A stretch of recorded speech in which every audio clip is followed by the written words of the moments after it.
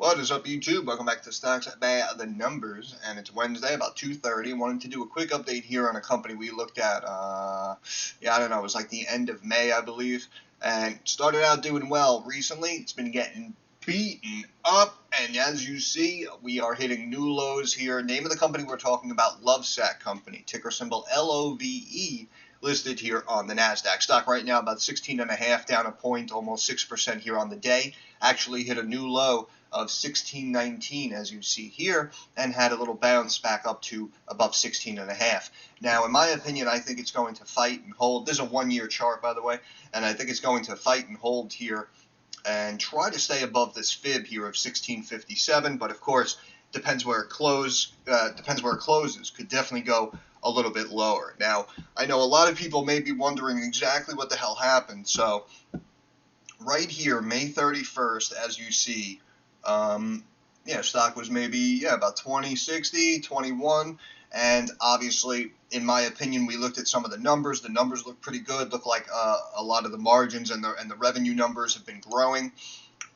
We have a market cap of only $250 million now after this huge sell-off, trading only 13 times earnings. The company is profitable, basically consistently coming in above estimates on the EPS side and as well as the revenue side. And again, look at this growth going from 160 million 5 years ago, last year up to 650 plus million.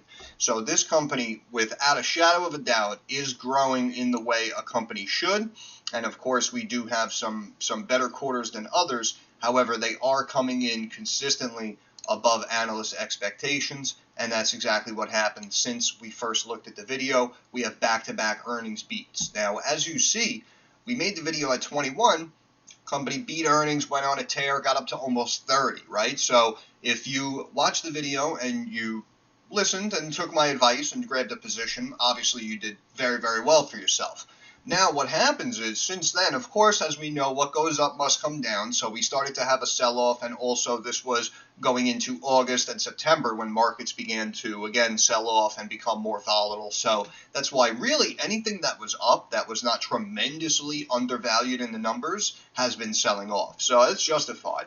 But more importantly, with this situation, what's going on is the tail end of September here, as you can see, Lovesac no longer compliant with NASDAQ rules after failing to file quarterly report on time. That is actually a very, very bad negative catalyst. And as you see, where was that? September 21st, 22nd, as you see here, stock was around $20, right? Had a quick crash down to sub 19. They tried to bounce it back to above 20, and since then it's just been falling off a cliff. And now, as you see, 1648 hitting new lows here of 1619. Now, obviously, this is good and also bad, believe it or not. So this is bad, obviously, because the stock is falling off a cliff and hitting new 52-week lows. So that's obviously bad news. And, of course, here, no longer being compliant with NASDAQ rules is definitely a huge red flag. However, I will say, if you click on this, as you see under the NASDAQ listing rules, the company has 60 calendar days or until November 17th to submit a plan to regain compliance. So all they have to do is really submit a plan and get back on track with their timing and their reports. And hopefully everything should be okay. And the reason why I'm doing this update video is because, again, at 20, the market, 21, wherever it was when we did the video, the market basically knew and felt what I felt. That the fact that the company, again, consistently beating estimates, revenue's been growing over time, so stock usually will go up, not down, and all you want to do is, as you see here, look, we dip, and then it has a big rally, and then it dips, and then it nice rally, right, and so on and so forth.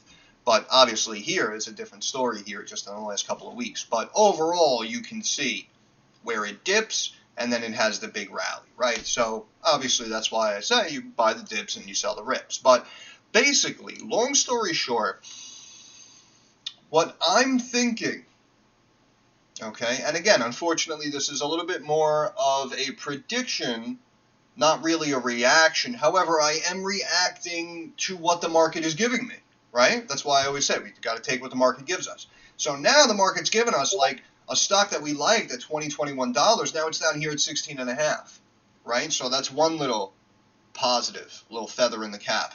Of course, on the technical side, we could say that we do have a potential like wedging action taking place. I know it's kind of hard to see because I drew out, like 6 trend lines for some reason, but that's for me, But more importantly, we do have a little descending channel here. It looks like we're potentially forming a point here, and we could have a little pop out here sometime soon. That's why I kind of like love both in the short term and in the long term, right? But more importantly, well, in the long term, of course, if they lose NASDAQ listing, of course, everyone and their brother is going to beat the crap out of the stock, and they're just going to dismiss the good numbers. So obviously, if that does happen inside of about 30 days, I'll try to do another update video, and, we'll cross that bridge when we get to it. But the rationale I'm using here, the way I'm looking at it, is, okay, about 4 weeks ago, you had the issue with the NASDAQ, potential delisting. They sent you that little warning letter in the mail. You got 60 days. Okay, it's been about 30. And inside of those 30 days, again, as you can see, they completely beat the crap out of the stock. So now you are buying at lows here at 16 and change. And of course, listen, anything can happen. The stock could drop to new lows of $15 tomorrow. You have to understand the risks involved. But more importantly, the way I'm thinking about it is, you had like a 60-day window. They beat the crap out of it for 30 days. So now I feel like now the smart money is going to start coming in. Because you're buying it at lows, and hopefully, again, that they're probably hoping for the close at 1657 or above for that fib level.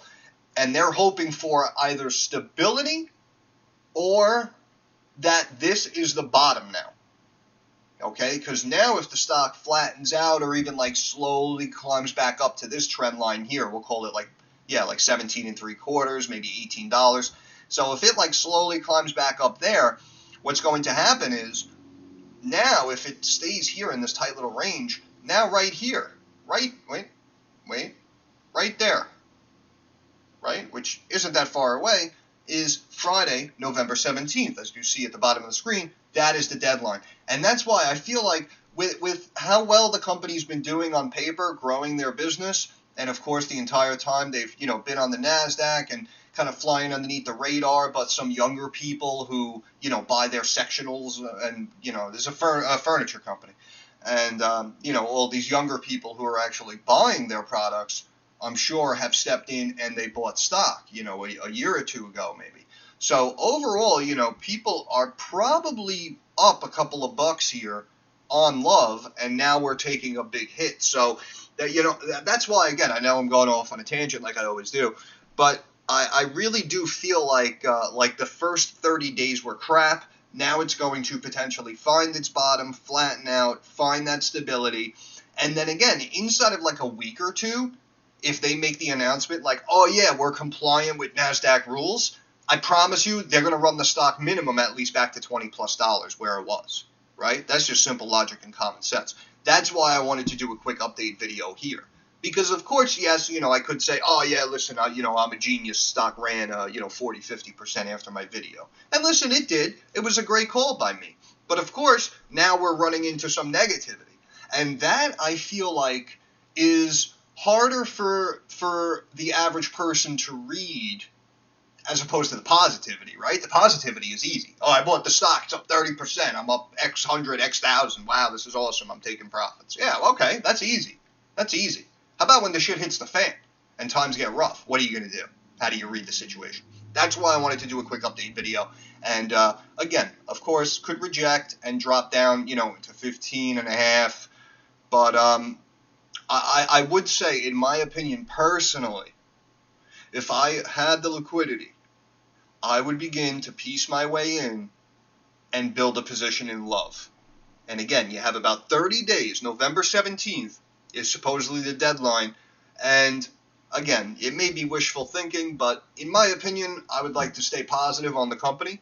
And I do feel that they will regain compliance. Obviously, it would be in their best interest, especially with how well, again, their EPS and their revenue has been coming in. Random ad. But, they've been posting really healthy EPS and revenue numbers and coming in above expectations. So, I would hope that they can get their ducks in a row, and then the stock can get back up to 20 plus. That's why I even called it out in the Discord. Again, Discord link in the description of every video. If you guys want to come in and join, and that's what I'm talking about, right? Like here at 16 and a half, I threw out in the Discord, in my opinion, I would start buying Love, right? And everyone in the Discord instantaneously just got that recommendation, my personal opinion. Now, I decided to make a video for all of you who are not in the Discord, right? And now that's what I mean. Instead of seeing the recommendation at 1:30, 2 o'clock, you may not see the video until, 5, 6 o'clock tonight when you get home from work or something. So that's why, again, I understand everyone may not be a scalp trader who's, running trades every 45 minutes. But, again, I will say overall, I think I'm doing a pretty good job in the Discord, so that's why. Discord link in the description of every video. If you want to join, it's entirely your own prerogative. But switching over here to stock charts, and we can see on the daily, again, the RSI has been in the crapper, right? As we see here, it dipped below 30, and then that's when it had a little bit of a rally, right? And then we dropped back down to 30, and we had a little bit of a pop. So now the RSI is sitting a touch below 32. And that's why I feel like, we've been riding along the bottom for several weeks here since that NASDAQ compliance letter went out. And I'm kind of making an assumption here and going out on a limb, but I have a feeling that we're near the bottom and the reversal is incoming. However, it does look like the MACD on this big drop today, 6% drop, does look like the MACD is potentially trying to cross back to the downside, but again, it recently just did. So, I don't know. I have a feeling like the MACD is actually going to start climbing. But the stock's been below the mid-Bollinger Band basically all of September and October. And what was the low here? The low was 16.19. Bottom Bollinger Band 16.13. That's what I mean. If they want, they could bring it a little bit lower. But, as you can tell just by looking at it, right? Like we're in this downward kind of descending channel here. That's why, the positivity should be coming soon. Even on the weekly here, you can look at the RSI here. Now it's a touch below 34. The lowest it's been going all the way back since before the new year. But, they could slide it a little bit more. Bottom Bollinger Band 1575. That's what I mean. Like if they want to chunk it down a little bit more, understandable. But then again, if we do wake up tomorrow and it's at 1580 or something, both the daily and the RSI will be lining up at that 30 benchmark, which of course will potentially give it a little bit of a pop and a bounce afterwards. So that's why, again, I may be, a couple of days early, but I have a feeling I'm on the right track here when it comes to Lovesac. And again, all they have to do is, supposedly regain that compliance. And again, but before markets got volatile, the stock was almost $30. Now you could buy it for almost half that. So that's why, I just wanted to, I remembered we looked at this a while back, and, I saw it was down a chunk today, and it was hitting new lows, so I figured I'd check it out, and basically, believe it or not, I like what I see. As rough as this looks, I like what I see. And if we do like a 5-year chart and we back it up, look, right as the stock went public, you can see it, they bounced it around, but the lows that they hit, top of the screen, the O, the H, the L, the C, again, that's the open, the high, the low, the close, you can see the low, 1646, right? This low is 1669. And that's why right now, like the stock, see, getting back above that level, now it's at 1649. So this is my one of my bottom trend lines here that I'm looking at. But again, you can see, I basically just connected like lows to lows and just moved down, and highs to highs and just moved down. So what that does is that, as you can see, the way the stock bounces and rejects and finds these lines, that's why sometimes drawing out a lot of these trend lines from top to top and then from top to top, like, it does kind of give you those multiple up and down levels, right? So, like, if we get above, whoop, I just moved that. But, if we get above this, then we could, bounce and get above that and then get up to that before we reject maybe and sell off. And the same thing, if we chunk down here, 1540, then we could potentially break if we close below that line to 1480, right? But, of course, we'll cross that bridge when we get to it. But even right now, it looks like we do actually have a little bit of potential tightening taking place. And, again, really, I'm not just going to keep yammering. But long story short, I personally like Love. Could go down before it goes up. But, again, the stock was almost $30. Stock went from 21 to 30 after I made the first video. So, it's almost like we know it's a winner. We just got to make sure we're buying it at the right time. But again, had a 60-day window after getting that letter from NASDAQ about the rules and the compliance for filing late. It has been 30 of that 60-day deadline. And now if we do find the bottom and they do regain compliance and get their ducks in a row, you are going to start seeing some big chunks back up to Love here, because in my opinion, at 2025, I felt the stock was undervalued, and now it's down here, well sub 20 here at 16.5. So that's why. Again, just a quick look at the numbers. Last year, the company brought in $650 million in revenue, and after the big drop, the market cap is only $250 million. Sometimes you just have to be in the right place at the right time. It's not all about being some financial genius or stock guru, right? But I'm going to end it there. So once again, this is Stocks by the Numbers. I want to thank you guys for stopping by. If you have any questions, comments, or concerns, drop it down in the comments section. We're usually very quick to reply. Thumbs up, algorithm helps me get more eyes on the channel. Share the video. And, of course, subscribe to the channel if you have not already. That is our handshake agreement. I will do updates on Love. I'll look at brand name companies like IBM or whatever. And I'll even make short-term call-outs in the Discord if you guys like. Again, Discord link in the description of every video. And I will do all of that for you guys. All I ask, do me one favor. Push the subscribe button. That is how you help me help you. But more importantly, moving forward, like I say every video, I understand that markets are very rocky. They're uncertain. They're very volatile. I want to wish all of you success. Hope everyone watching makes a couple of bucks. Thanks for stopping by, and I'll see you guys in the next one.